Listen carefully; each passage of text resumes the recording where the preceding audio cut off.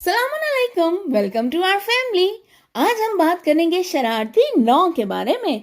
जैसा कि इनके नाम से ही जाहिर है, ये शरारती भी हैं और नौ भी। उर्दू तो है ही शरारती, और ये शरारती 9 हरूफ लफ्ज उर्दू के साथ ही रहते हैं। वो कैसे?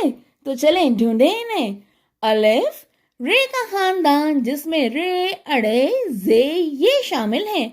दाल का खानदान यानी दाल, डाल, जाल और वाओ। 1 2 3 4 5 6 7 8 9 हो गए ना ये शरारती 9 हरूफ।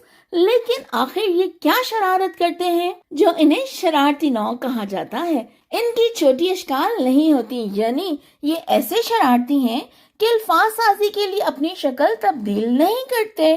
किसी लफ्ज में अपने से पहले आने वाले हर्फ से तो जुड़ जाते हैं, लेकिन अपने से बाद में आने वाले किसी हर्फ से नहीं जुड़ते।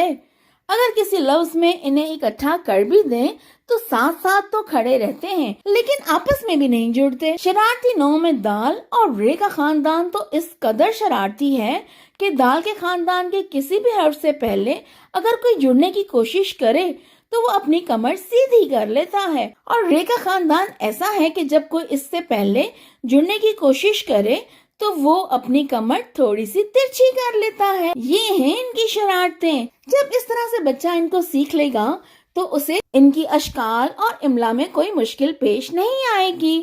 इस नॉलेज के चिराग से चिराग रोशन करने के लिए इस वीडियो को शेयर और चैनल को सब्सक्राइब कीजिए। Happy learning. Thank you.